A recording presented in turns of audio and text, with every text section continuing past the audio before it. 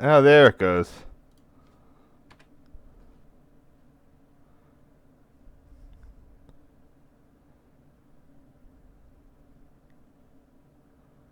All right, looks like we're good. Sorry it took a little bit. Anyway, I know it's been about a month or two or something since I streamed last. But I am back for a President's Day special. It's special. Should be able to get this out in one night. I'm gonna be doing a trip I took back in 2004 over Independence Day / July 1st. So I guess it's celebrating President's Day with an Independence Day trip. The trip is, I mean, this. I'm not talking to anybody right now because there's no one on the stream. But for anyone who's watching this on tape delay, this would have been originally a two-part, but half it's rail-related content, and the other half is sort of suburban exploring. And I'm not sure how much I'm gonna touch. How much that would be interesting to this crowd or even me. I'm gonna have to find time to edit that myself. But anyway, I'm just gonna get going with the train stuff. Here we got some people. So like I said, this was a trip that I took in 2004 to see some people up where I used to go to school up at Wesleyan University in Connecticut. So it's gonna be traveling from Baltimore up the NEC there and then back. Not a lot, but this is back when I'd made that trip frequently, and I was still taking a bunch of pictures with it before I sort of got tired of the whole setup. Anyway, I'm just going to start in here, and then at some point we'll hit more interesting topics. Again, here we have a fairly new Mark HHP8 number 4912.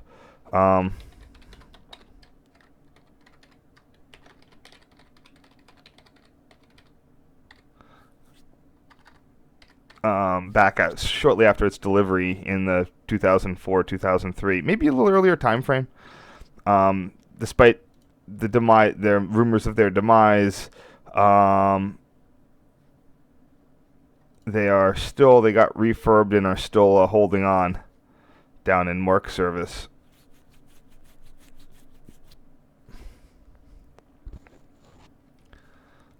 Sometimes that takes a little bit of time up. Looks like it's just me again. Anywho, here we have the track F down there, which is used for storage. I think it's track F. Baltimore Penn Station still has sort of an odd storage arrangement, even though a lot more train sets are being stored up at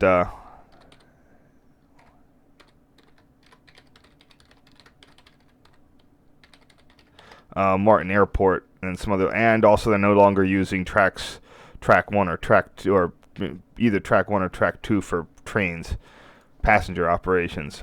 Probably will have to at some point, but here we have my best efforts to get some pictures of the then new signal bridge at Morris Interlocking. Let's see if I can find where this one went.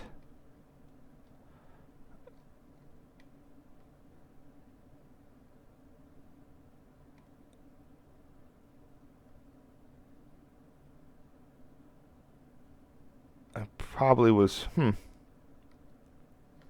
not in there. Maybe it's not. Maybe it's in signaling. I usually do a slow burn start to this sort of stuff.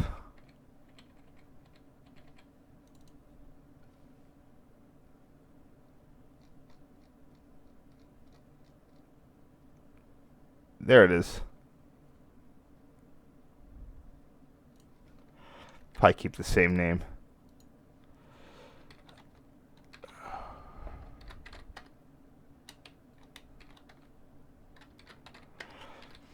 So when Morris Interlocking was rebuilt, it was rebuilt to accommodate New Jersey Transit using its Morrisville yard. That prevented what Mark is having to do down in Baltimore to this day, with using station tracks and sort of sidings and storage tracks to deal with the after peak service. the New Jersey Transit Trenton shuffle was impressive to say the least. With having how where they had to stuff train sets, move them around, shuffle them about to get them all over the place down there. And that Morrisville yard turned what used to be a major problem into just made Trenton a station rather than a terminal. And then that's let them remove the hill track and a whole bunch of other stuff down there. Here we have a picture of, again, this is all out the side shots. This is back in the first period of time where business class was on the back end. So somewhere in the dock area, I have pictures of that. This was just me trying to capture the catenary structure at the movable bridge.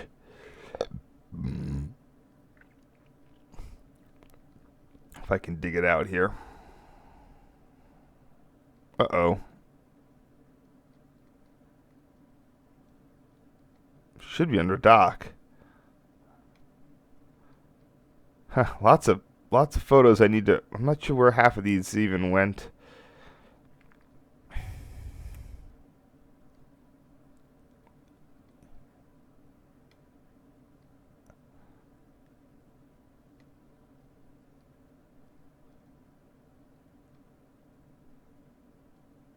Huh. Oh, I guess I got to name it whatever.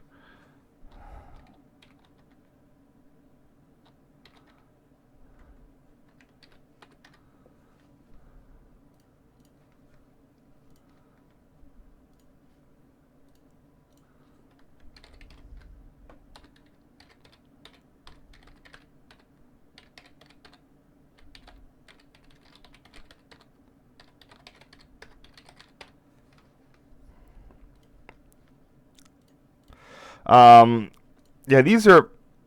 I mean, you can make it's sort of hard to tell what end is what, but it looks like this is the movable bridge part. So all you have there is this this sort of knife connector here, which is held rigid. The part on the draw span just sort of comes down and makes a connection. As I noticed, New Haven. It's almost certain that these the catenaries have alternate routes to avoid having to actually cause a cut under load. The New Haven Railroad ones have the feeds go up and over, so when they cut the when they break the catenary for a draw span, you don't want to ever cut something under load, because that will strike an arc. Yeah, here we have the other side of it. So that's the west cat connector. This will be the east cat connector. It was a little soft. Didn't quite get a good shot here.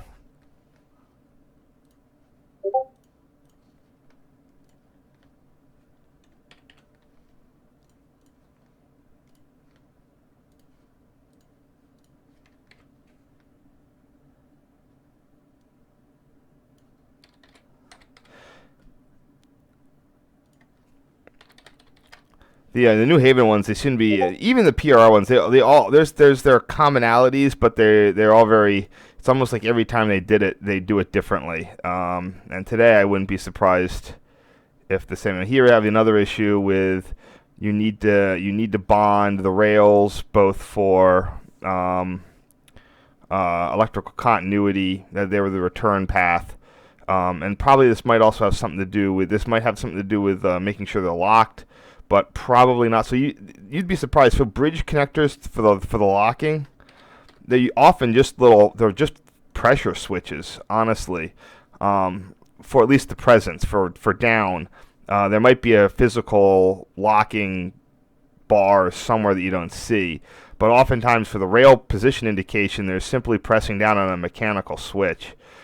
This bar right there would be for track would almost be certainly for track circuit continuity, maybe traction current continuity.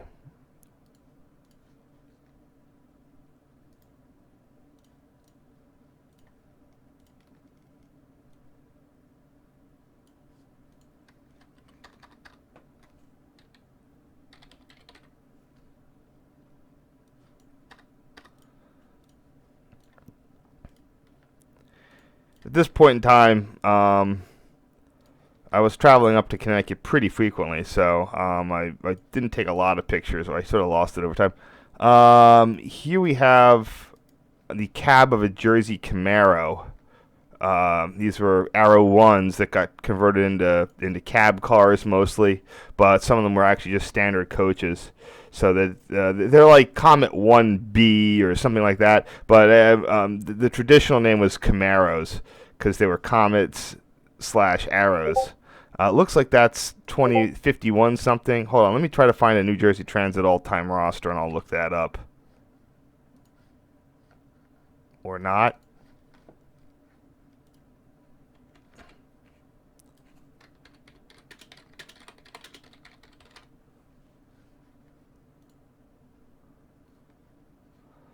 I need a better one. That's current. I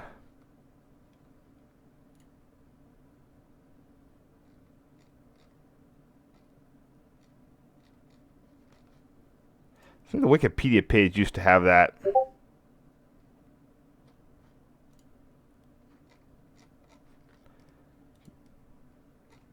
Looks like it's a 5000 series. So let me just pull this off, blah, blah, blah.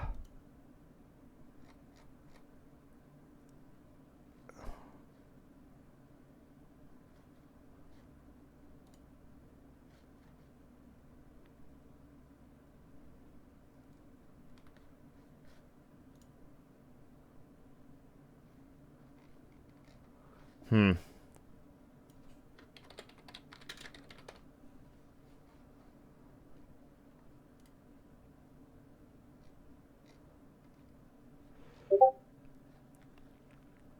$5,100 series. So if I go back to the picture, you can see it's, yeah, 51 something something. So I'll just go from there. And it's in the Hudson Yard. Not the new Hudson Yards, the Hudson Tower Yard where Manhattan Transfer used to be. Oops.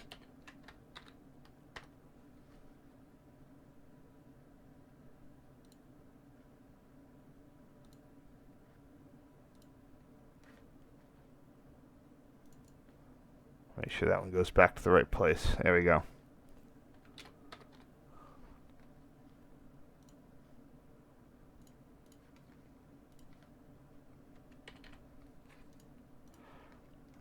I got some better stuff, trust me, going on here. 50.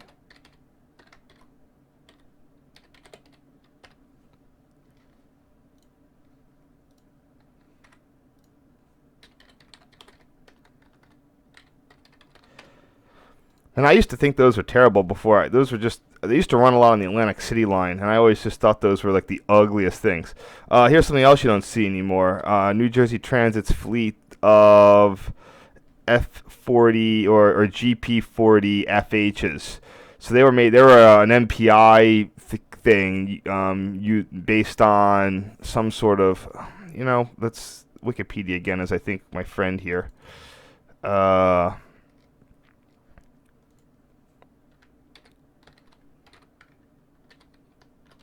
GP40 FH-2. They were Morrison Knudsen, which is what became Morris. Blah, blah, blah. GP40s, 1987, 1990. How many? 15 were delivered NJT, 6 Metro North. Only the Metro North ones. Oh, I guess some of them are still in service. Some were rebuilt in the switchers. Some were purchased by Iowa Pacific, so who knows what happened. Oh, they were used for the Hoosier State.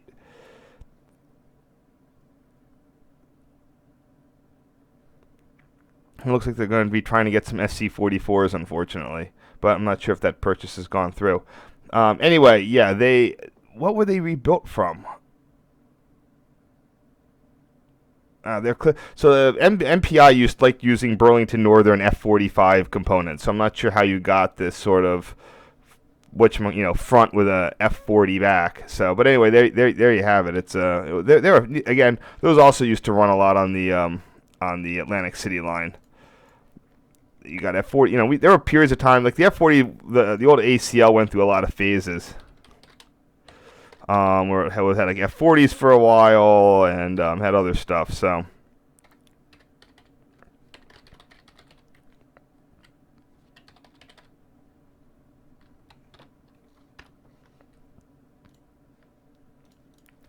I would see them down in my area.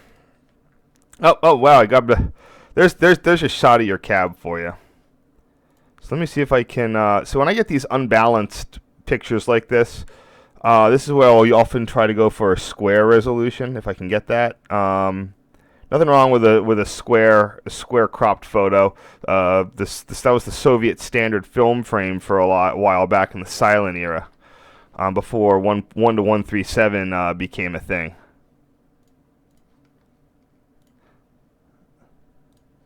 So just say hi, comrade, and there you go.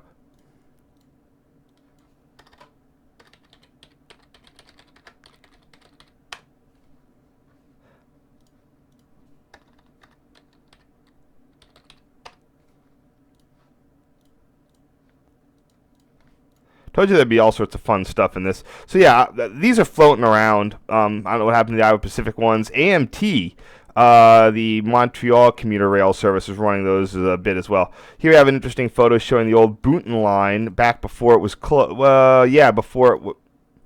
No, the Boonton line, which is oddly still there. This was been right after it was shut down. You can still see one of the tracks been lifted. It was 2 tracks through here. There's your searchlight signal right there. And here we have a signal for portal interlocking.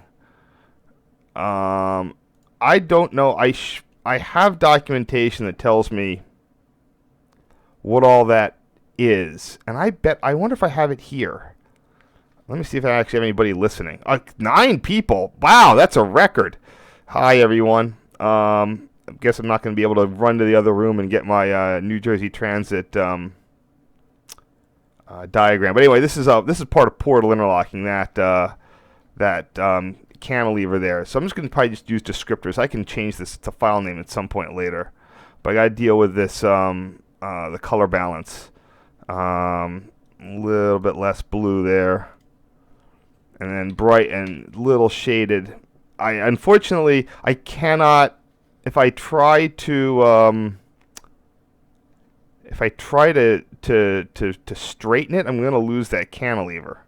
So if I do this, it's just gonna kill it. That's kind of part of the photo. So I'm going to have to just bite the bullet on this one and just leave it all cockeyed. Amtrak, it's a portal.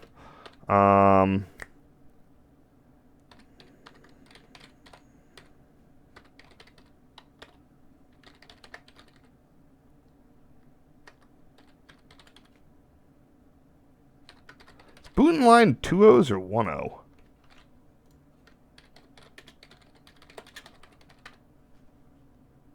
It is 2 O's.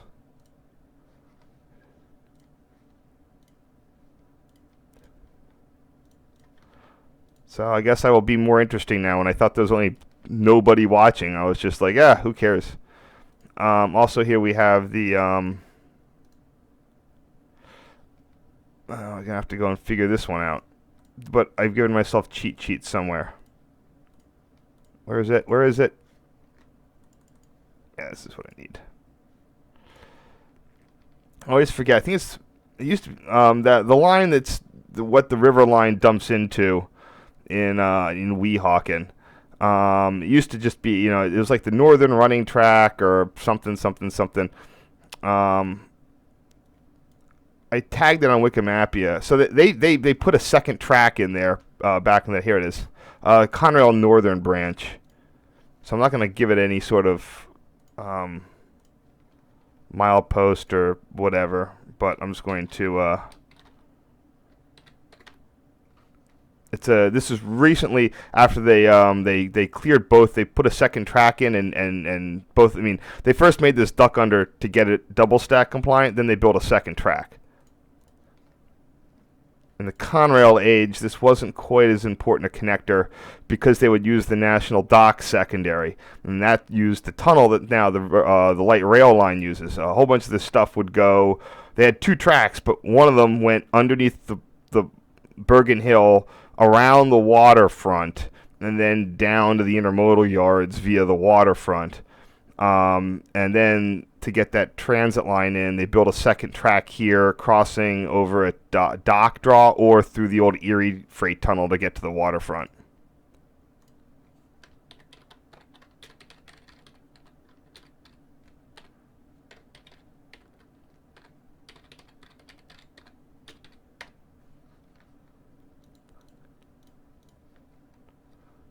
If you all were able to follow that. Nothing I want to go into because that's really not the point of today's doohickey. Here's a double thing you can't see anymore because this has been covered over by a hotel or whatever for Manhattan, and also an ALP 44M. Have to cut to the wiki. I had Wikipedia open somewhere.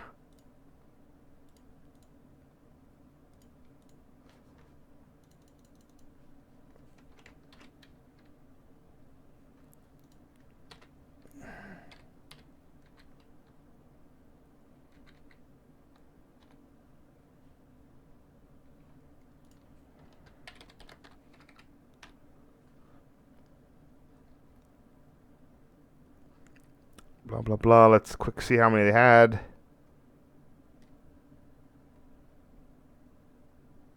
I bet that's a ALP 44M. 4420 to 4431 were ALP 44Ms. And that's 40. This is the last one they made. Now sitting on an industrial track off the Raritan Valley branch. But this is when they were still in service. And they pulled them out of service only after about 10 years because NJT found that it was easy to get to have the feds pay for new equipment than to maintain the stuff they had.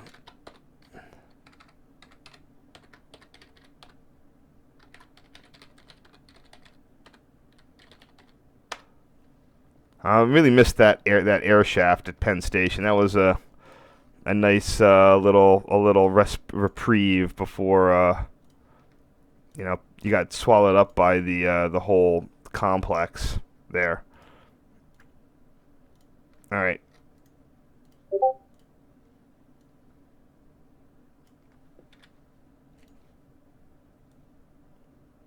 Moving on to section 2.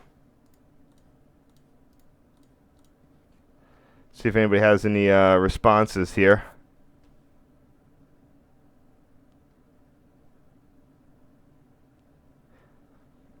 Yeah, I know that Iowa Pacific went bankrupt, so that's why I have no idea where they went. I'm not sure they went back to MPI or whatever.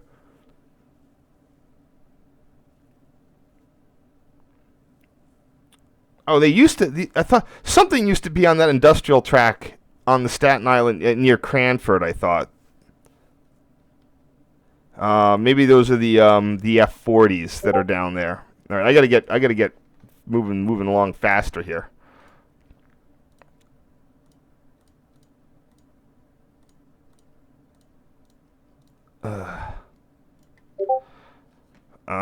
First, we have some pictures of Harold interlocking before it was ruined by the East Side Access Project. Probably before it was touched at all by the East Side Access Project. Let me see if I can. Let me go into towers, and I thought I already had this queued up for towers.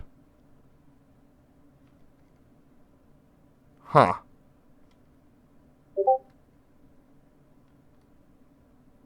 Oh, I did have it queued up. Now I ruined it.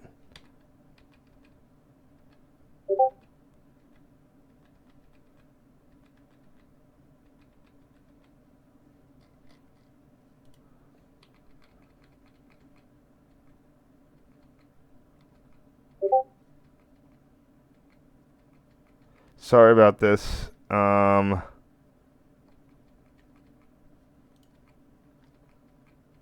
had this all set up so I wouldn't have to do this, and then I screwed it up. Here we go.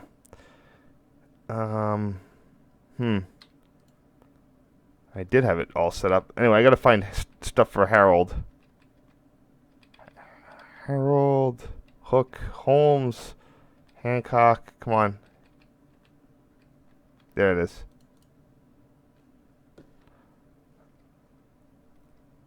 Oh, so much stuff. All right.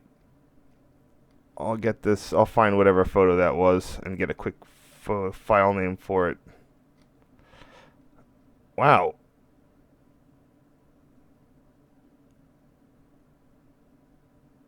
That's weird. So many photos I have, I when I discover them, it's like they're not in the archive. It's like, well, what did I do? Did I just not like it and delete it?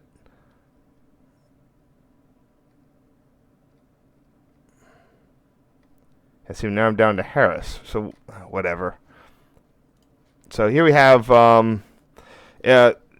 This is one of the only. If you ever see these little square jobs, there are a few left as autos near Jamaica.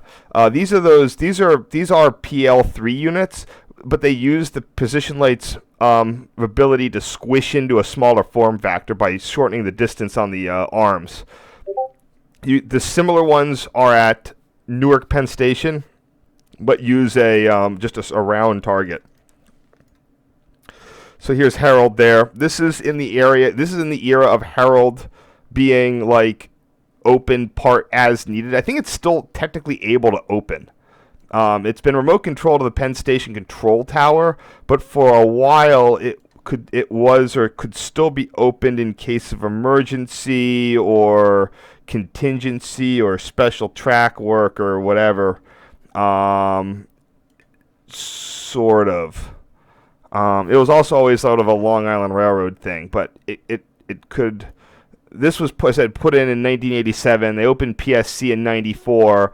It remained officially open for a while, and then it was open sort of in this this as needed stance where it was officially remoted, but it could serve as a control location with an operator, and then it sort of. I don't know what the status is now, if it could be opened or not. Anyway.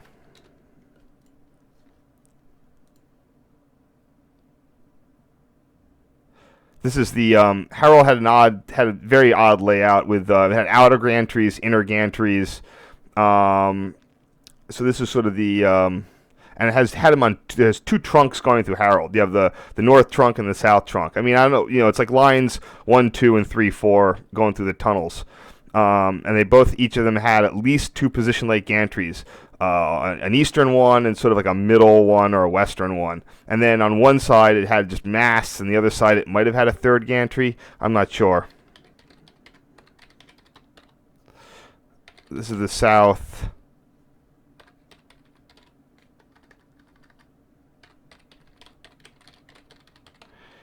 This is still westbound, but got some workers there. So I kind of feel bad I didn't get more pictures of Harold interlocking. Just didn't really necessarily have the camera infrastructure for it, and also by the time I was riding by the time after a certain time I was riding up to Boston less. And getting into that vestibule for this sort of pictures was always sort of dicey in the post 9/11. You know, New York had this whole like terrorism paranoia about it. And here we have the outer ones, and as you can see, you got 4 tracks on each. There's 4 over there, and there's 4 here, and you have like a south bunch and a north bunch. All of this has been screwed up due to East Side access. The world's, which is ultimately a 7-line expansion. You know. A very expensive 7-line capacity improvement project. I don't know if I can really cut a lot of this. I really don't want to cut info out of this picture, simply because it's there's just so much going on.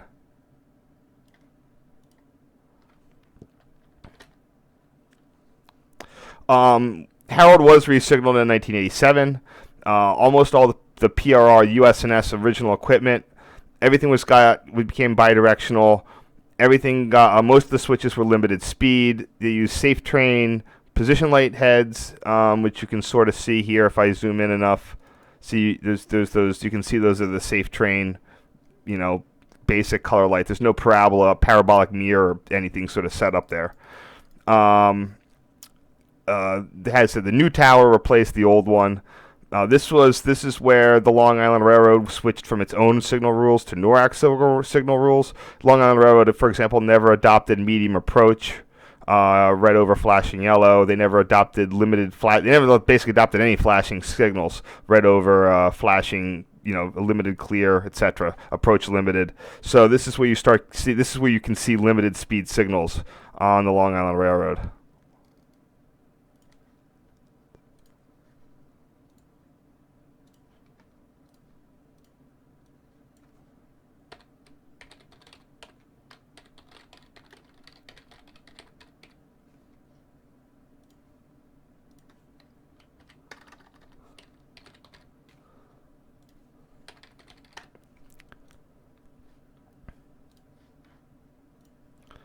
And here we go, just another picture.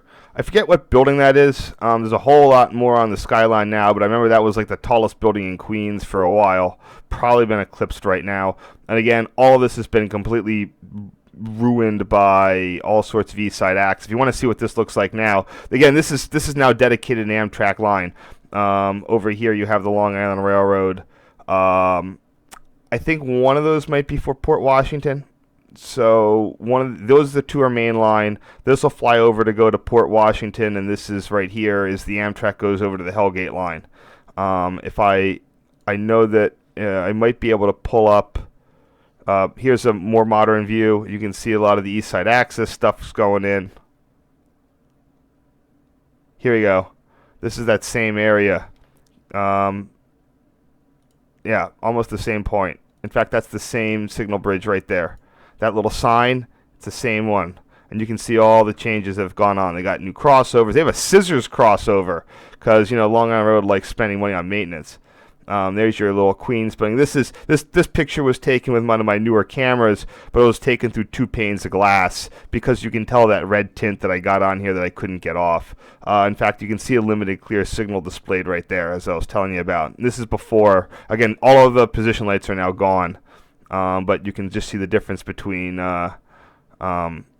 2004 and 2014, probably. So 10 years.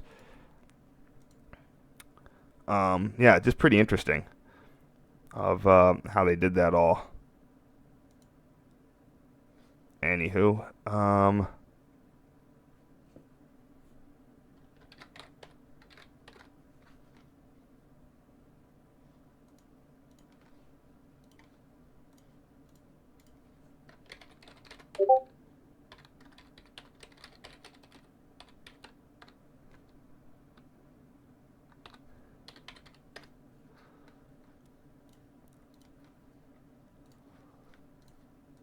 let's see what else we got going on here.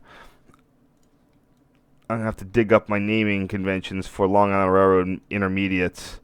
Again, not much I can really do cropping-wise. And I actually did a very good job of horizon leveling this just in the back of the train.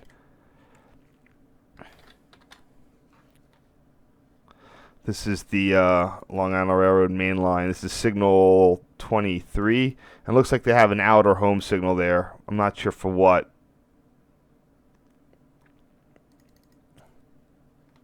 But I have that for the other way. Let me pull this up under signaling.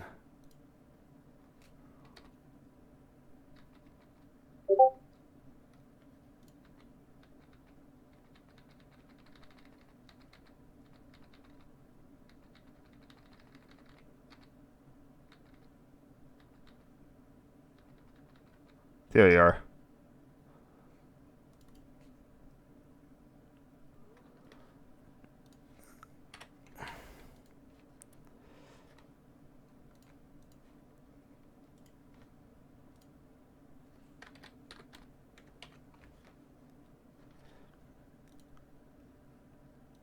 Do I have that? No, I don't need this anymore. I don't need this anymore. Hold on.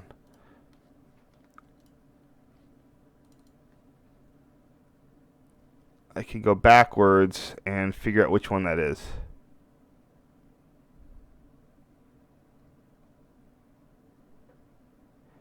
23 and 22. And there's your port. As you guys said, the Port Washington branch flyover shares the same flyover with the Amtrak line, and this sort of diverges at the end. So it's 23 there, and this is just the opposite side. So it's 23, 22.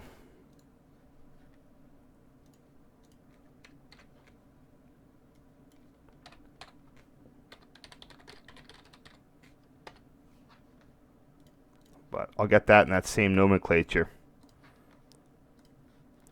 Here we have the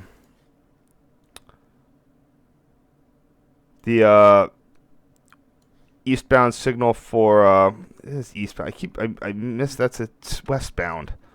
God, I always think too new. You know, it's like I have that British mentality where it's like, you know, going to New York is always eastbound because I live south of New York.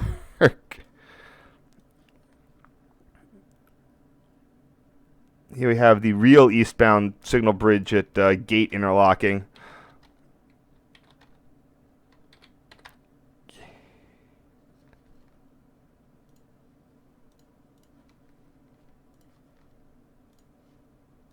Probably one of the better pictures I have, honestly, because I usually have to shoot through two of the windows.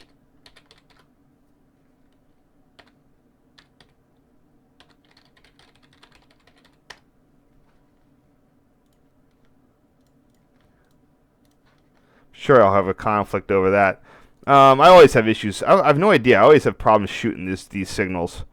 I always get them screwed up, and it's not all. Even if I don't have the double window problem, I always get these sort of screwed up in some way. Gate, of course, is not. This was a northeast. So the Hellgate Line was rebuilt and re-signaled in the late '80s. It is one of the last projects that Amtrak went for amber position lights before the Chase, Maryland wreck, which one of their mitigations against that was to replace the amber position lights with colorized position lights. But they let them stand on the Hellgate Line. And I have a video, a 1986 cab video that shows this line and their brand, or I think it's on YouTube. And it's basically all this stuff is brand new, or it's been the act of being installed, replacing this New Haven semaphores.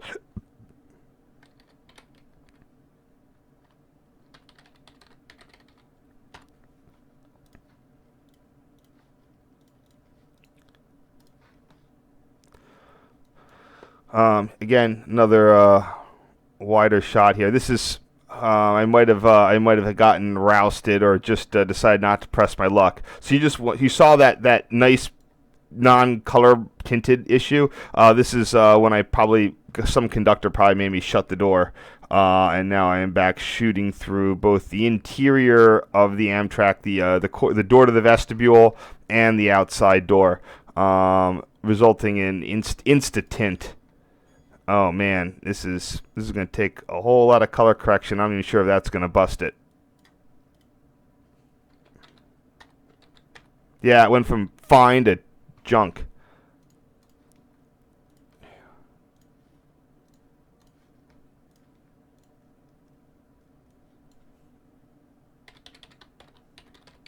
Doesn't really matter. I mean, it's just sort of an atmospheric picture anyway, but that's why vestibule rides on Amtrak are worth their weight in gold.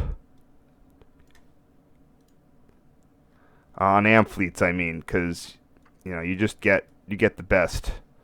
So here we have a wonderful picture passing a CSX freight, and yes, CSX at the time did run into the Fresh Pond Yard. It looked like, I assume they did because there's the train.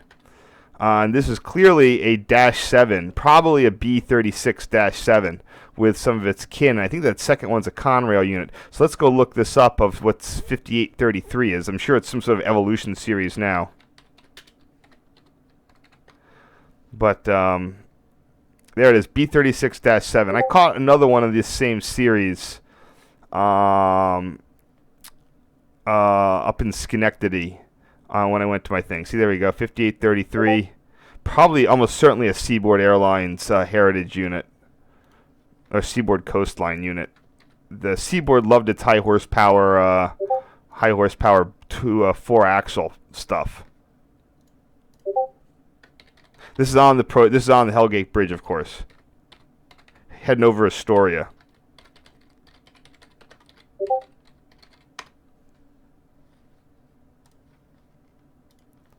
And of course, the Amtrak Hellgate Line signal with 5833 there in the background. I'm not sure if I pop the door to get a picture of that guy. Wouldn't be surprised, but depends on, again, what was going on. I'm going to head back to signaling. No, wait, I don't want to do that.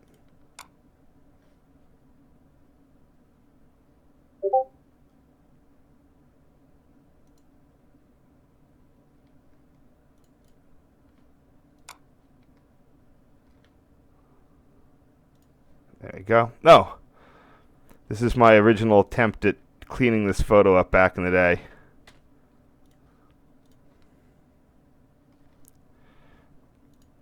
Should probably have less of that anchor there, but I don't know. It kind of gives it a little bit of ambiance. There we go. Let's see what I can do on the color adjust.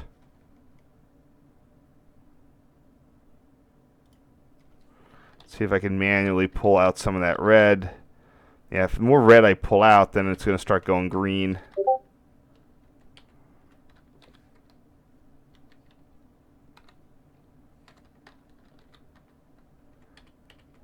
Yeah, it's probably the best I can do right there.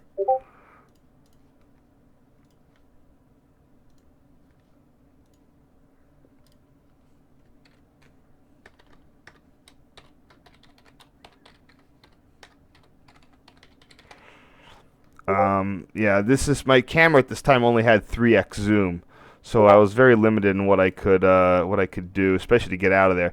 But I did notice that I forget what the camera did not started out pretty well, pretty zoomed. I don't know what the equivalents on the point and shoots are to, like, quote unquote millimeters of traditional DSLR camera optics.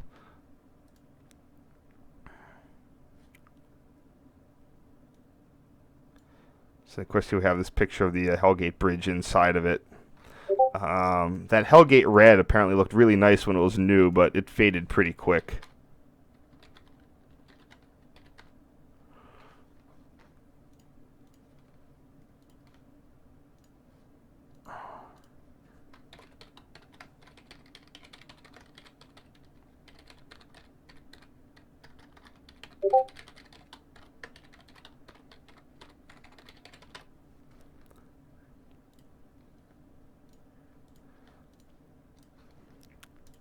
Hellgate Line and stuff were one of those things I photographed a lot back in the day, and then sort of figured I'd been there, done that. Probably could stand to get some newer photos. My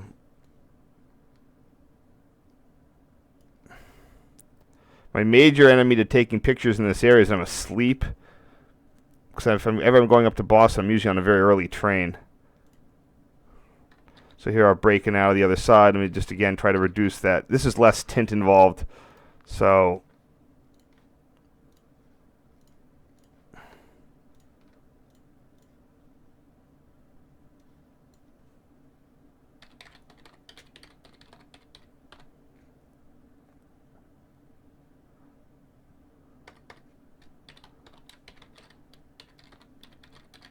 fun fact, someone did a study, and if all humans were to vanish, or basically if all the bridges in New York were just left up without any maintenance on them, most of the bridges would, I think the Queensboro Bridge would collapse the first. Most of the other bridges would collapse on their own after about 200 years. But the Hellgate Bridge, even without any maintenance, it's so over-engineered that it would stay up for 1,000 years without any human intervention. So there you go. And we also have the Hellgate approaches. And I always love, you can just see the old electrified, this is, New Haven Railroad had electric freight service. Where was it going? Well, it was going from Cedar Hill Yard to New York City.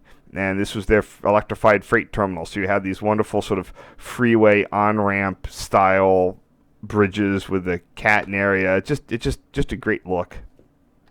Looks like I snuck back into the vestibule again.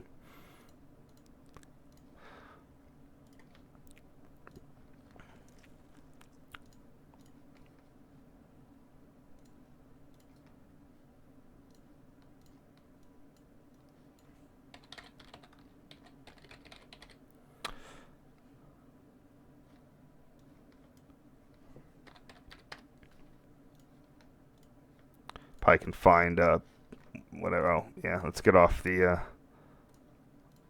over saving that one. Oh, I didn't even notice that I had some framing, unwanted framing on that side of the picture. There we go.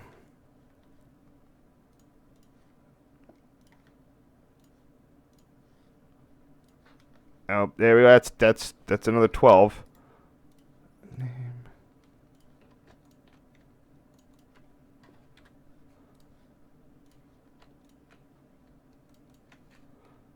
Let's see what's going on in the old chat. Oh, down to 5 people, of course. The ones they had in Chicago are slightly different. They were their own thing.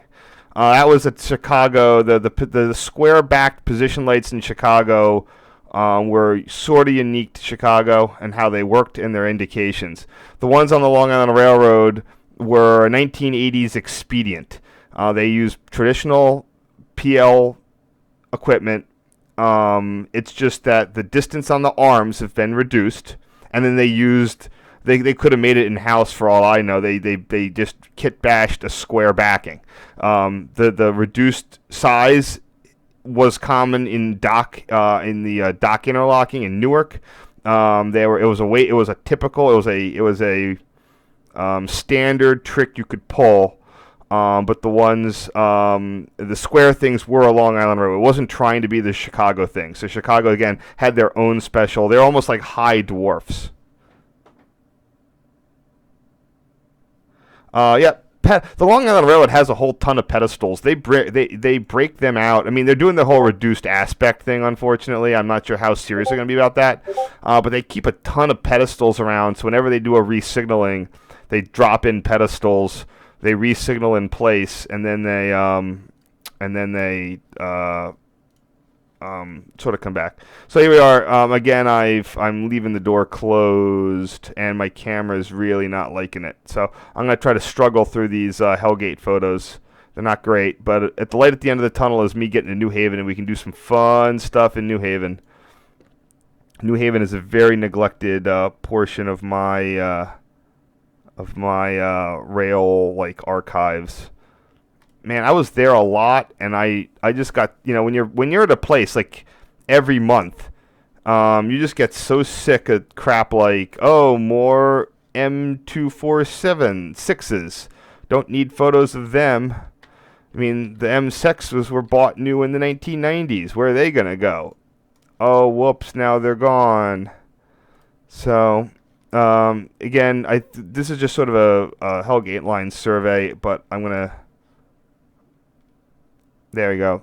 Wow, I actually did an okay job of trying to clear that stuff out, but the cropping's a little bit poor.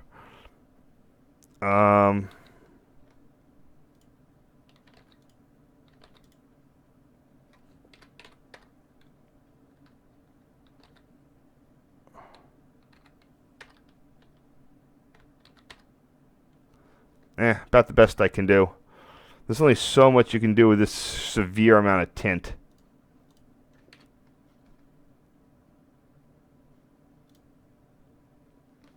I'm going to use the original file names here. Whoopsies.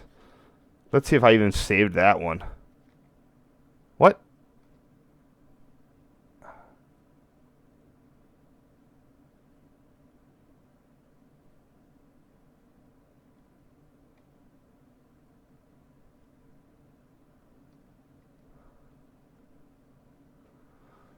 This is strange.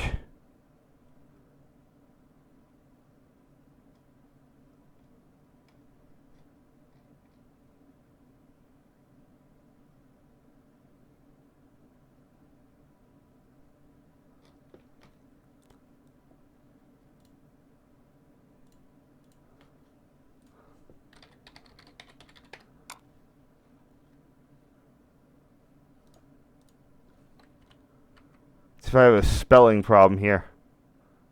No.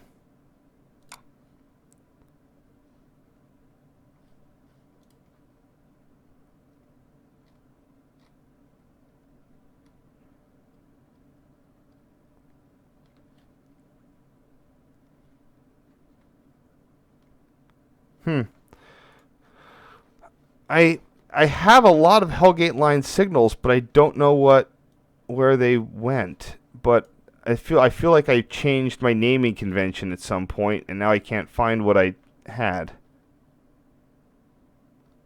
It's very strange.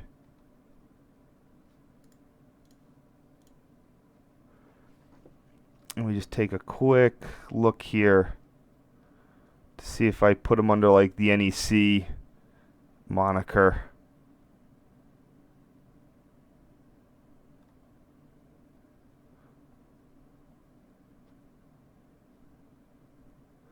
I mean, the computer I'm working on today isn't that old that they would be gone.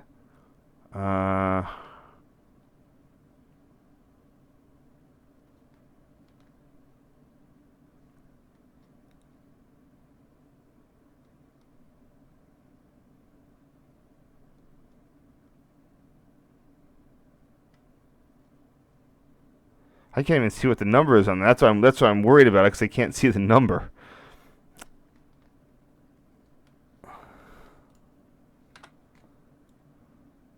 But this is actually why I have my photo album.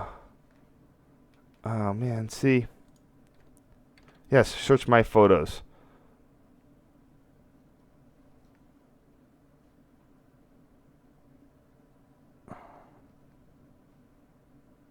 Yeah, here they all are.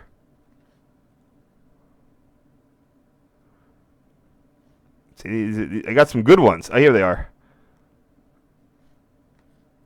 This is Amtrak. See, yeah, these were up in 2018. I think I was out there. This is with my DSLR. So here we go. Here we have Hellgate Line signal 113. Track 1 clear. This will be soft. Okay, great. Now back going again. Here we go again.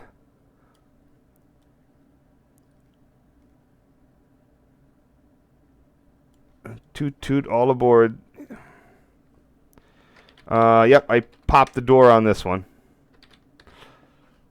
So this one's actually not terribly tinted. Track 1, clear, soft. There we go.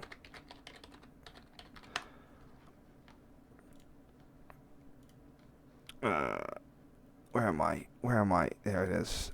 Come on, get me back.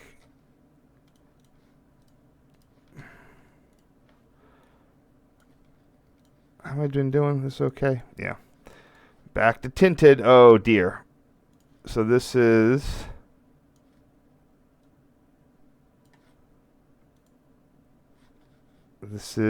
I can go to my photos backwards.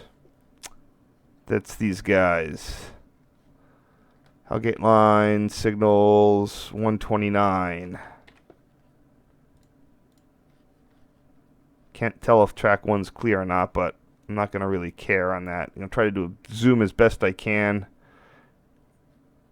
Probably cut out that building.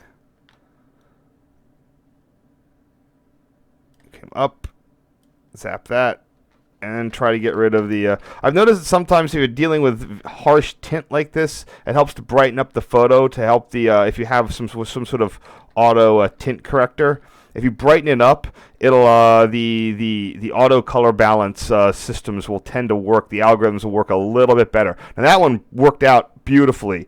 It's not great, but it's really close to what I'd like to have. So there we go. Okay. And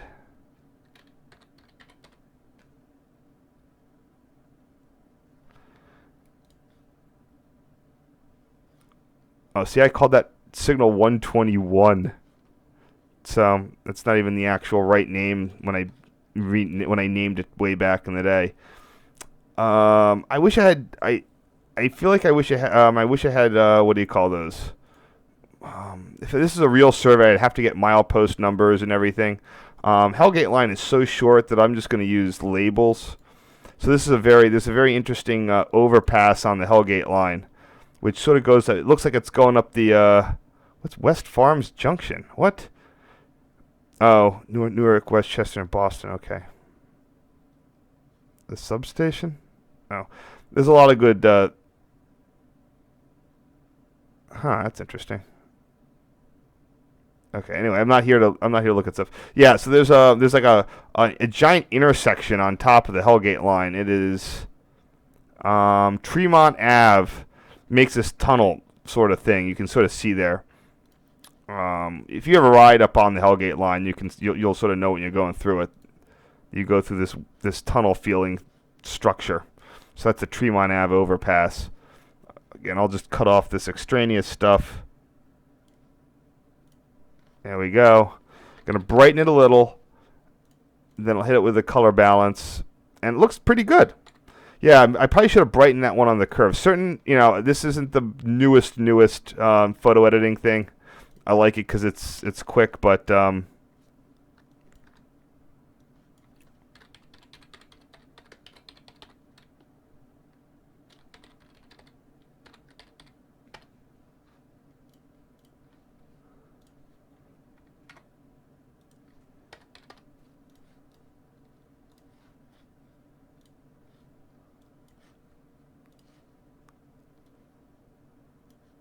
and here we have the other signals of the old Pelham Bay. Now, I bet when I first did this set of photos back in 2004, I bet I cut all sorts of this stuff. I bet I just deleted it and felt, oh man, these look terrible. Screw it. So I wouldn't be surprised if these had been completely cut and then not available in any way until this point. Because this is the sort of the stuff. When I had very limited web hosting, I just tended not to bother with a lot of things like this.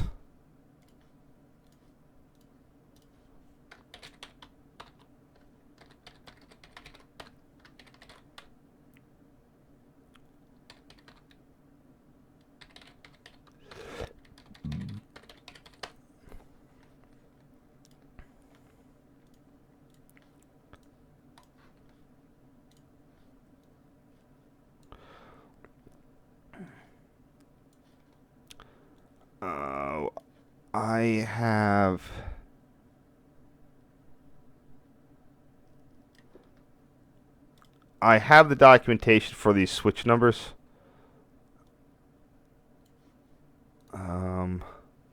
It's like 21. It's the Amtrak system. Yeah. Oh, that's right. See, you can look at it's all purple there. Let me try another color, but adjust. A little bit more. Oops. Let me see if I can get a little bit more of that red out of there. It's better.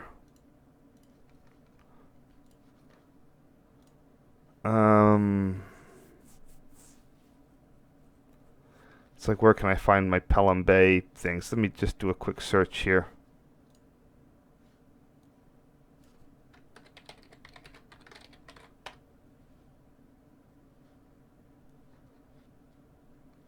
Oh, wow, I have this almost the exact same picture.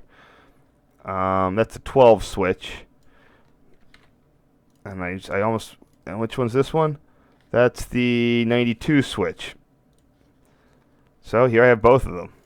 Amtrak Pelham Bay 12 switch plus 92 switch close soft westbound.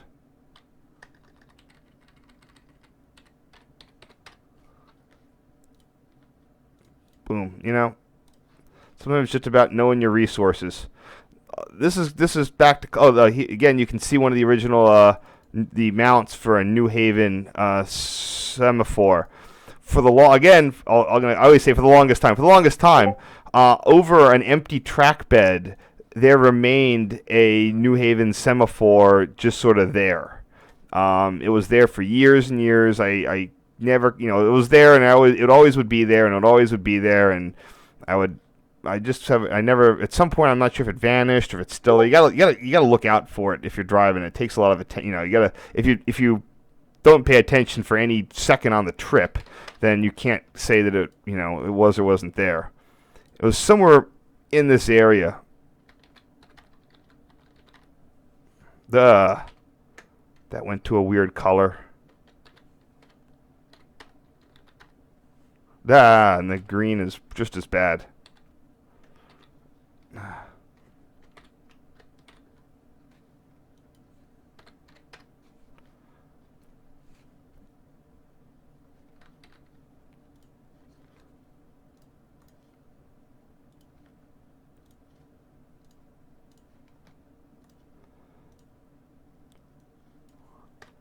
So I think that I'm on track 2.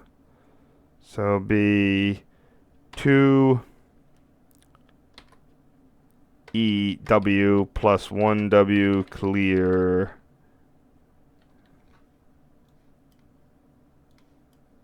So wide.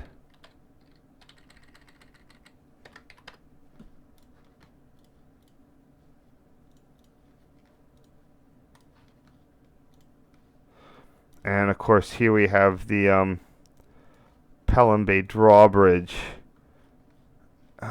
This has a different name. They sort of used to be kind of the same interlocking. They were different yet the same.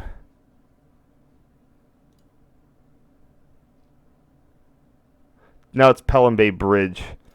I forget what the derails were called. I'm sure I could find that out. Pelham Bay Bridge, Pelham Bay Bridge, Pelham Bay Bridge. Come on, anything? Oh, here they go. Nah, I just say derails. They have a number. It's like 01 or 11 or something like that. There's a way that Amtrak does it. I mean, like the Amtrak Metro North sort of name the switches by the track number system. So derails are like 11 or 12. Or I mean 11, 22, because they're not a switch to anywhere or from anywhere. They're a switch from itself to nowhere. This one I think will clean up pretty nicely. Not great. Ugh.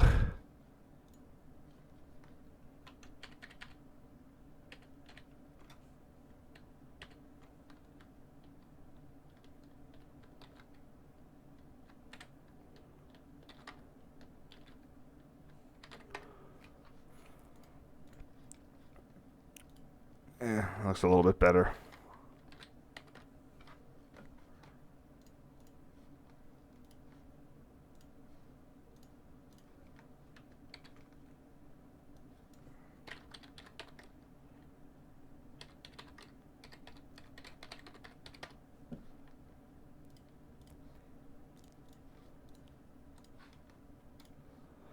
Oh, this is a good shot of the inside of the Pelham Bay lift bridge.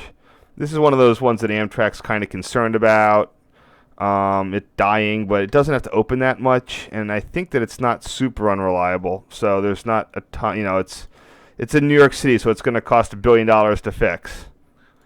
So they're leaving that one alone.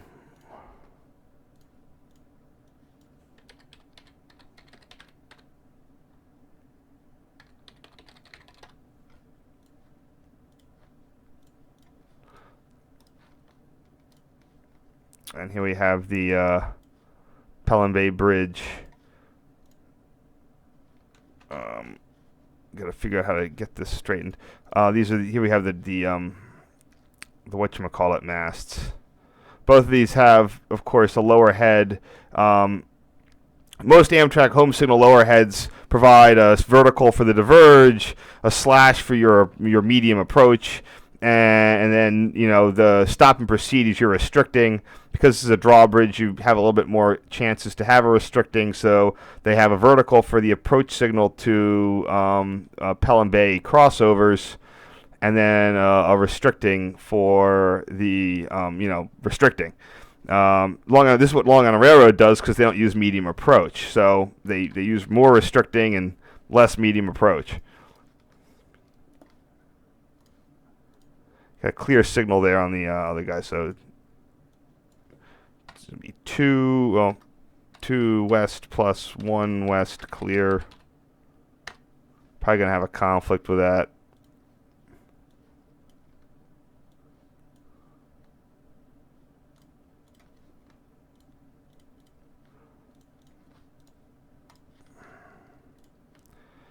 Ugh. Now, these aren't there anymore. So it's going to be tough for me to actually get going to be very tough for me to get what numbers these were. Because these were replaced by the new signals for manner interlocking. That crossover they put in right before Metro North territory as part of the capacity improvement project. I should have... Let's see what I think they were. Come on. Huh, I don't know I took those pictures.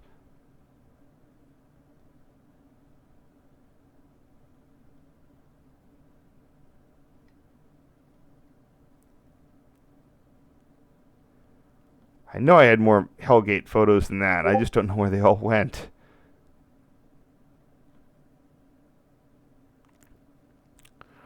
Yeah, it's not good. So, I had 17. Something with 17.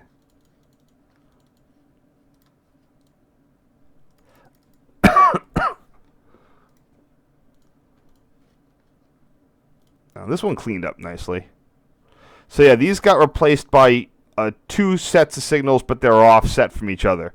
So coming out of Manor, you'd hit a pair 2 miles before the drawbridge, and coming out of the drawbridge, you'd hit a pair 2 miles before you hit Manor interlocking. And that what didn't occur at the same location because Manor chopped down some of the spacings a bit. So I'm sure I'm gonna have to fix this later. I don't have the documentation with me.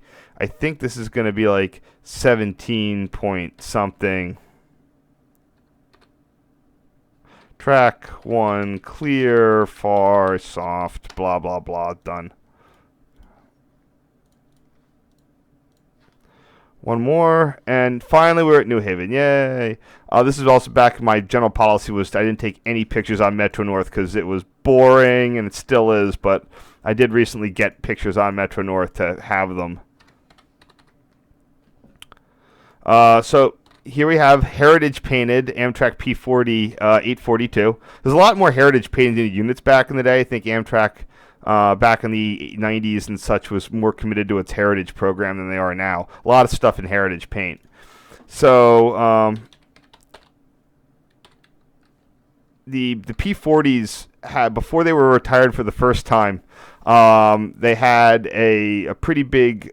They were used in the New England region a lot. When I first got here, there's a pool of F40s that were geared for 110 to be used on the corridor, and then they started shifting a lot of the F40s, and they started shifting the P40s out here before the P42s really took over. The ironic part is that Shoreline East then bought a bunch of these.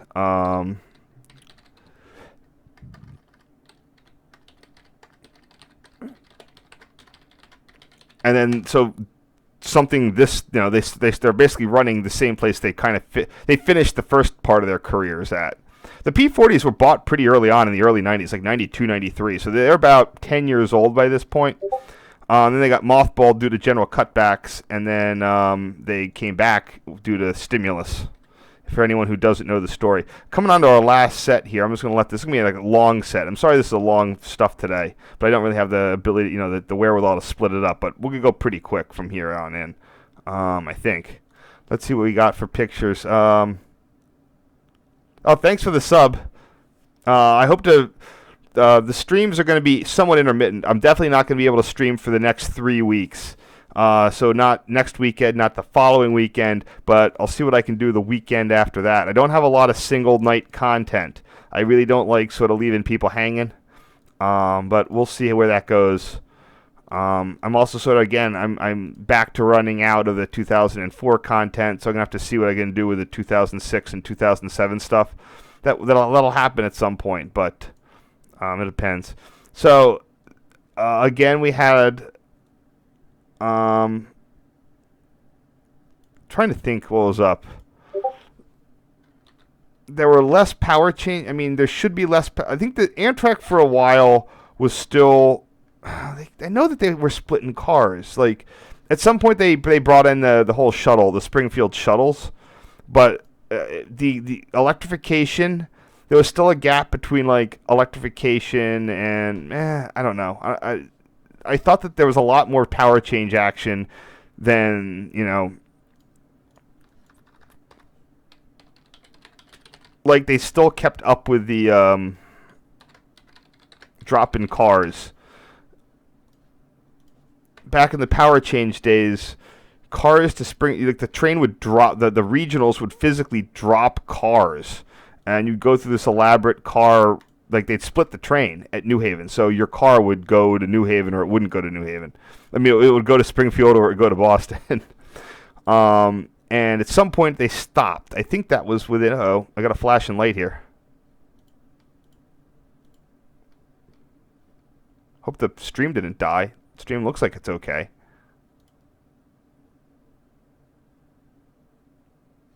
Oh, some add-on updated. Thanks.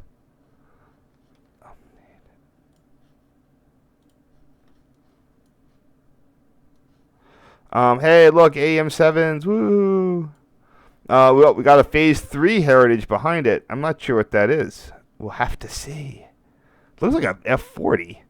Probably don't want to crop this one then. So again, here we have the Phase 5 scheme on the AEM7s, especially the AC rebuilds, really looked nice when it came out.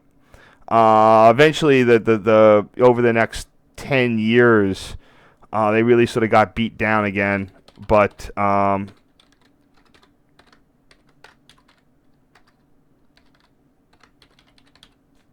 when they came out, that Phase 5 looked sort of nice on the AEM7s. I liked it. It was better than the Phase 4. The Phase 3 is what you really needed. Okay, so those hey, look. So here we got some stuff. We got a Phase 3 Metroliner cab car there, 9643, which is still around and doing its thing. Some sort of other, maybe something. And we got our Phase 3 that I saw over there is probably an F. What is it? They've been downrated, but it's a GP40 H-2 or whatever. I'm gonna have to go and check this out. It's the old GP40 TCs for Toronto commuter. Wikipedia will know this one for me.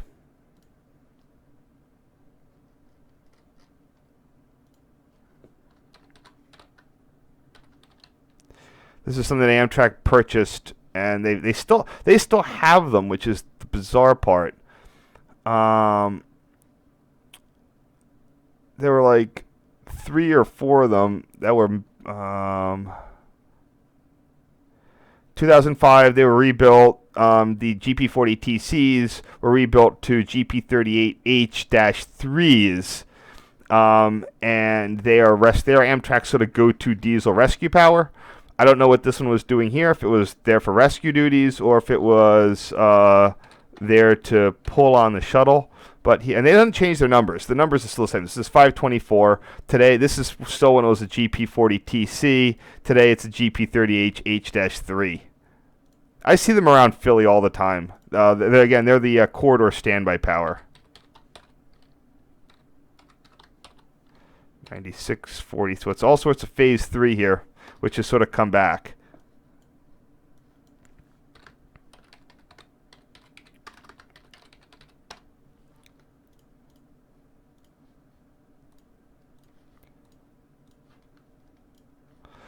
Here we have our M246, so 8452. I don't know if there's a bar car. Yeah, so it doesn't look like it's a triplex. So this just looks like one of the non-replaced bar cars, 8452 here. So one of the reasons that my New Haven stuff always got short shrift is when I started taking film photos. But way back in 1999 in this area, I would just label, there was so much New Haven stuff and so many had the same numbers, I would just label the New Haven photos sequentially, like 1 up to like 120. And it was something I did as an idiot kid, And the problem was that even though I pride myself on having very descriptive file names, back before my web hosting died, most of my stuff was very high in Google searches. Not that I was trying to, but it was just easy that way. You would search for almost anything, and because my gallery was easily scraped, and used common sense photos, at least for a lot of Rails stuff, it was easy to search for. So by the way, there we have 824 popping in. He's doing something. Did I search this? What's that other one? 8653? Can't tell.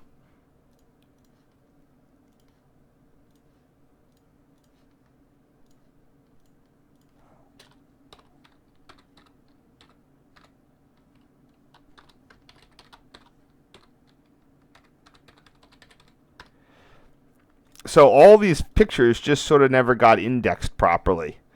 And I never really paid a lot of attention to it. So here again we have, what's that one hiding over there? Maybe I get a better shot of that. 8653, yeah. So I was right. So this whole terminal was rebuilt around 1999 for the electrification it was kind of in conjunction of the Boston electrification project. I don't know how much of it came from Amtrak or just Metro North wanting to redo the whole New Haven terminal.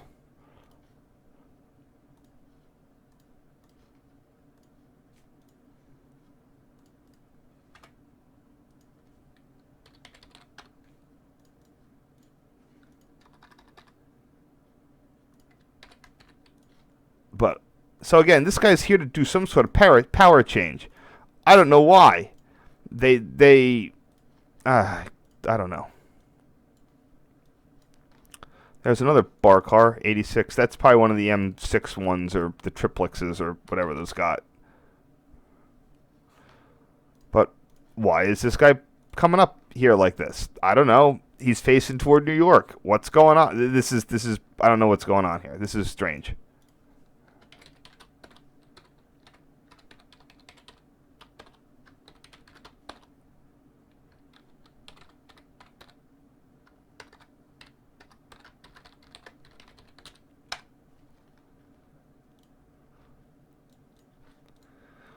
But I'm sure this has to do with some kind of power change. I don't know what. So again, I don't know what's going on. Why would I be in the rear of a car having a diesel put on the back? Was there a Metroliner on the front? How'd that happen? Oh, wait. Maybe I could have been on the Vermonter. That's probably what I was on. I was on the Vermonter. It had a cab car on the train set for the full, because the Vermonter did that reversing thing at Palmer, and I bet that yes. So the Vermonter had the cab car in the back, and they're going to put a southward / westward facing P40 on the back to push it all the way up to St. Albans, and then the cab car will, and then it will probably didn't have the Y there either.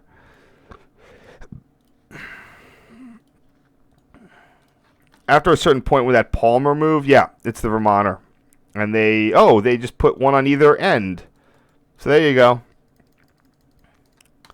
Again, for those of you who don't know, due to issues with the Connecticut Valley Line and which is owned by the Boston and Maine, Amtrak had to run a alternative route through the state of Massachusetts using the New England Central trackage. So it went up to Springfield, continued east on the Conrail Boston line to Palmer, where it had to do a reverse move onto the non-signal New England Central, and then continue up to St. Albans. So it would either run with a locomotive on each end, a locomotive and a cab car, or a locomotive and a cab car.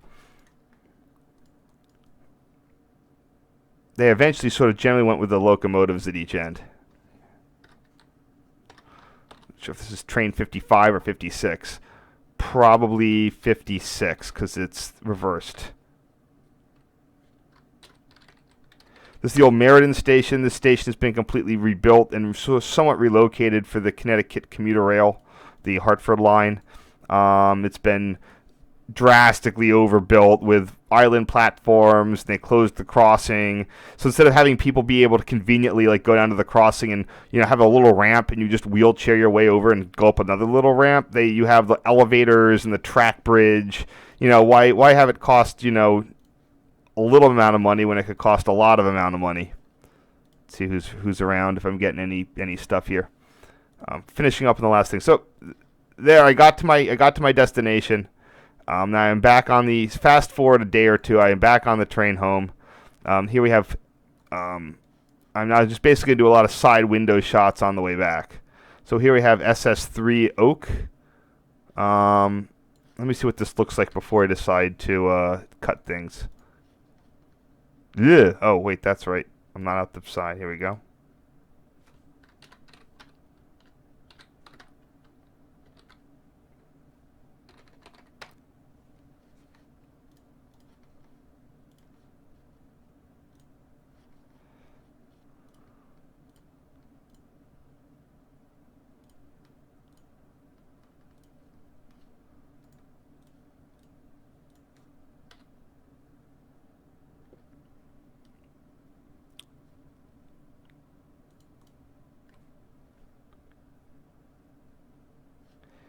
Here we go. Oh, this is when I first saw SS3 or this tower Oak, it still had its Penn Central sign. I first got a picture of it in 2002 or 2003 with the sign. There's a picture with the sign. You can see this was dated whenever, probably 2002. And then boop, this is the first picture I got with the sign got stolen. So there we go. I'll leave that other bits and pieces up there. It's cool. Don't need to resize anymore. We're good. Save as V. Got it. Do I need to increase the saturation a bit? Maybe. I'll leave this out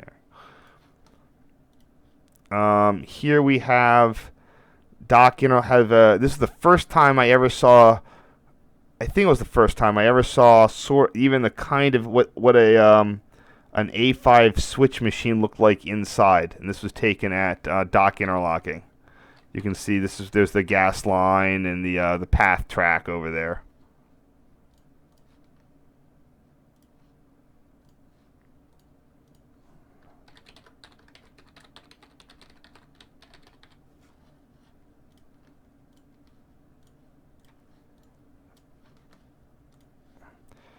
Here we have this nice picture of Dock. It's always, because it's so close to the tracks, it took me a while to realize that, I don't live in the area. It took me a while to realize that you actually had the traditional PR, where the bay window was on this.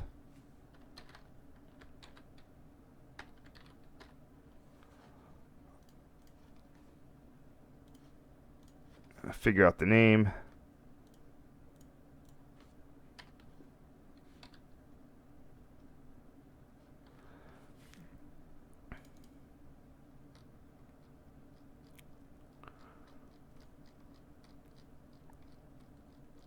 Oh man, alright, this is the signals and stuff.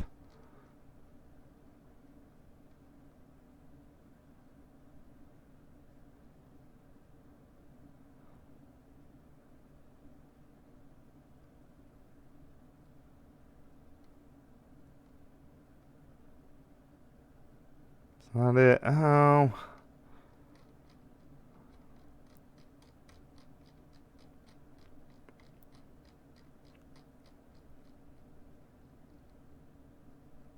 There it is.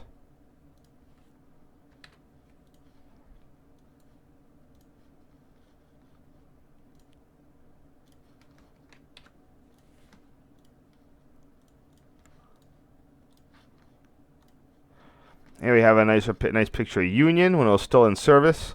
I think this lasted until around 2010 or so. I'll go a little farther on that side to get the capture the walkway.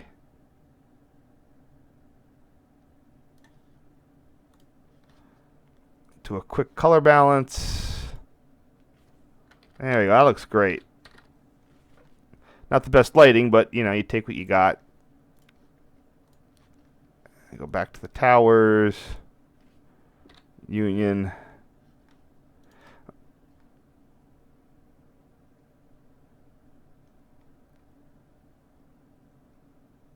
That's not it.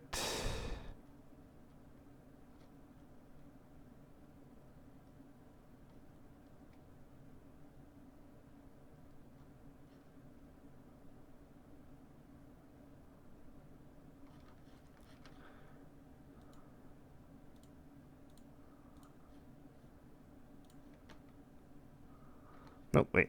There it goes. That it?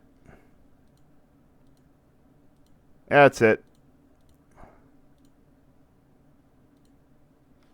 Cool.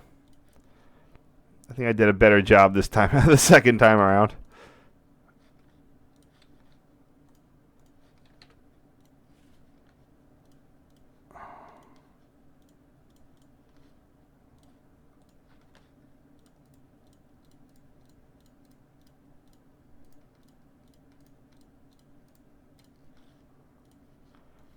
Millham Tower, Hamilton Township, New Jersey. Still there. Still MOW related. Again, the interlocking was sort of replaced by the ham extension of Fair. And which, as I said, was the quote-unquote replacement for taking out Nassau at Princeton Junction. Now it looks like they're going to have to put in some sort of new interlocking in there, because again, you have a 20-mile gap between crossovers. Towers.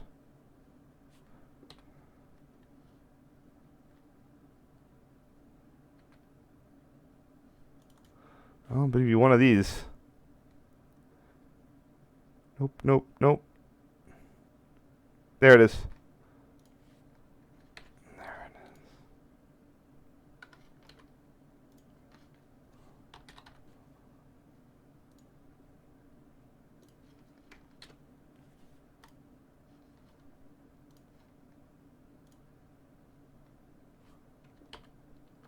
Now, see, back in the day, I was doing a lot of clarify filter on this stuff. That's why it looks a little sharper at times. I need to remember to use that every so often.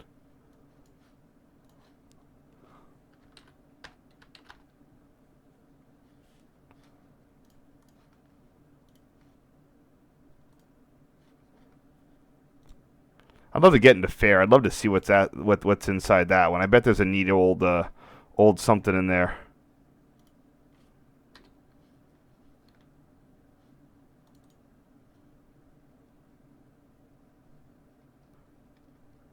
There it is. Problem with the filter I used to use that is it desaturated stuff a lot. So yeah, if you didn't resaturate, it would cause issues.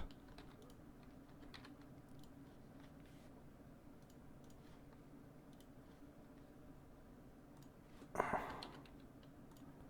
usually just started going with contrast, bump up the contrast. Almost done. Got some ones ashore. Told you it would go faster at this last sort of sprint here. This was right after shore had its pneumatics and the double slip replaced.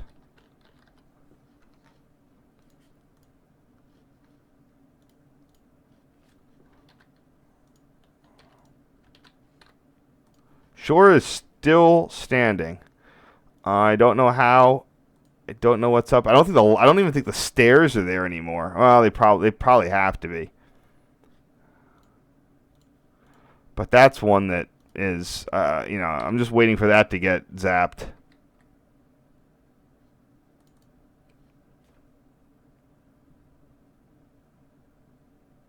Here we go. That's the picture. See my most recent pictures ashore if I can find them. Yep, the stairs are gone.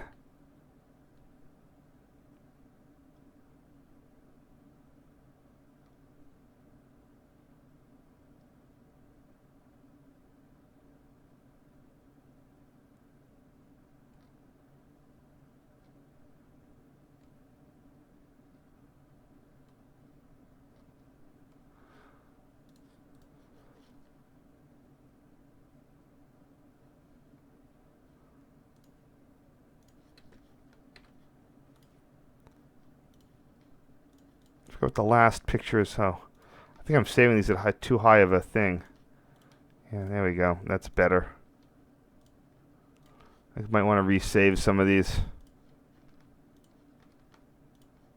Oops.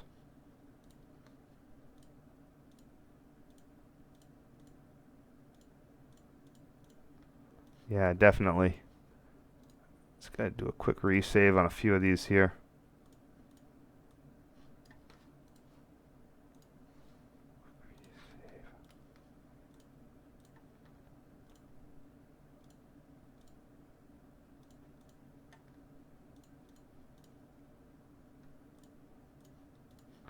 And the last one we got, SEPTA trolleys. Yeah, this is, man, you go by the old Eastwick Yard? Elmwood Yard. So this is, I think this work truck is down at the Baltimore Streetcar Museum. I don't know what number that is. It's like something 64, 3164. But I could find that.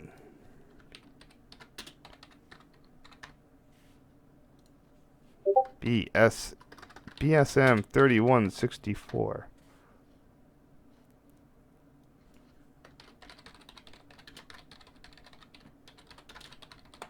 I had Baltimore Streetcar Museum stuff.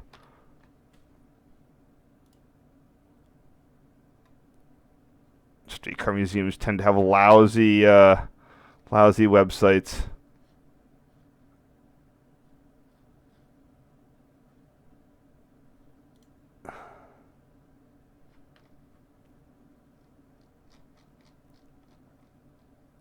That's the work car. Which one is it?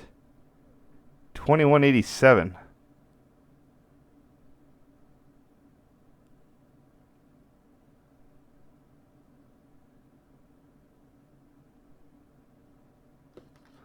Where did I get 3164 from? Oh, it's 2180 something. I can see that.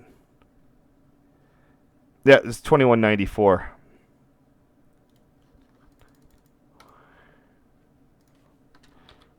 Just tone down some of the red, hit the contrast. Oh, can I see numbers on those other ones?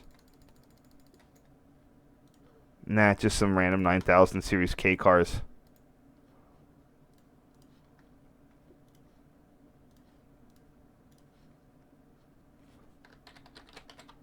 $21.94 rear plus.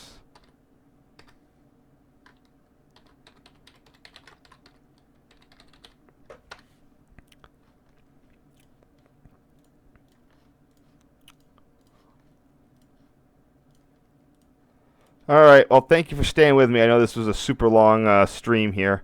We got some stuff. Let's see what's going on here.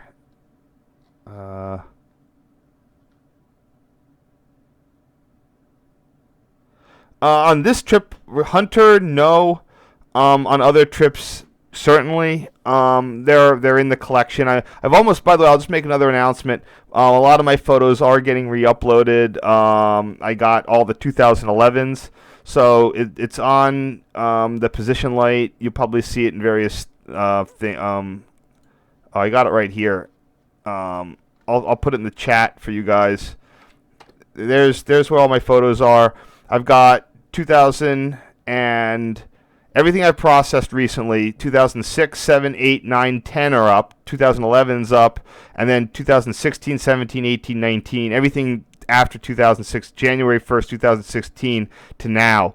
So if I got pictures of Hunter, I might have gotten them in regard to the some NECs. I might have some Hunter stuff in that series. I'm working on getting 2012, 13, 14, and 15 up. If you're wondering why it takes a long time, I never saved all this stuff off in its directory configuration. I had two mirrors. One of them at a private computer club, one of them here. I would keep them in a different configuration at home, and I also have them on Google Images. So to put them back the way they were, I have to either get them off the backups on DVDs or pull them off of Google, and then have to remake. And currently, for everything under 2012, I got to redo the thumbnails because I used a smaller thumbnail. So it takes about an hour and a half or 2 hours to do each one of these 1-year sets. So I'm lazy about it, but it takes a chunk of time. What other questions I got?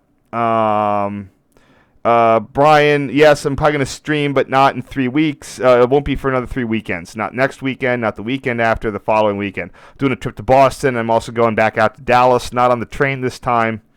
But I'm don't have a lot of single shots. A lot of single shot content like this one. And like I said, the things that I'm not including on this involved a bunch of trips to the girlfriend I had at the time was sort of into occult stuff, so we were going to like haunted places in Connecticut. I have how many photos here? Like 30 something photos of stupid, like we went to the old Holy Land USA thing in Waterbury, and I might, if I don't have any content, I'll do that, but I don't have a lot to say about it. It's gonna be like, here's a picture of a band, of like an old house like falling apart. That's not very exciting. I have a whole bunch of multi-segment things to do. St. Louis trip. That's going to be a lot. That's like 5 or 6 parts. So, this is how many photos are in this whole thing? Let's see. 300 photos. So that's, divide that. That's like 6 parts. That's like an entire winter vacation. I've got, what else do I have here that I need to do? I'm going to do this Fenway Park one, but this is that's another, at least that's a 2-day set there. Cape May Seashore Line train thing I did, that's going to be that's a 3-part set. So I have all these ones that I always like to do when I'm home for like a week, like Thanksgiving or something, but Thanksgiving's not for another year. So I got to figure out when to do those. Otherwise it's going to be, like a giant gap between the sets. I did Pittsburgh Alliance, that's good. Those are the big ones, I think. I did the Chicago one. I did the Pittsburgh trip. Altoona, I think I did. Yeah, Altoona's done. So it's that Cape May Seashore Line one. Oh, I did this whole Three Rivers trip before they canceled it in 2005. That's 200 photos. That's a 4 or 5 part one right there. A lot of fun stuff, including Baltimore, Barmouth Station, Bryn Mawr, Pittsburgh, Chicago Junk, all sorts of neat things. That's from 2005. But again, these are all like mega projects, so it's either you guys are going to have to wait, be like, you see one now, and then maybe a month will go by and you'll see the part 2.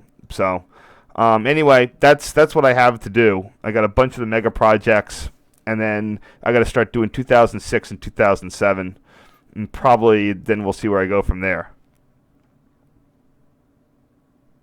All right, anyway, thanks for listening. It's midnight. Happy President's Day for all those who work for the government and have off. I will see you guys, I don't know. Hopefully I'll be able to do something next week. I have at least that 2-parter I can start and get involved in. All right, so I'll catch you there. Have a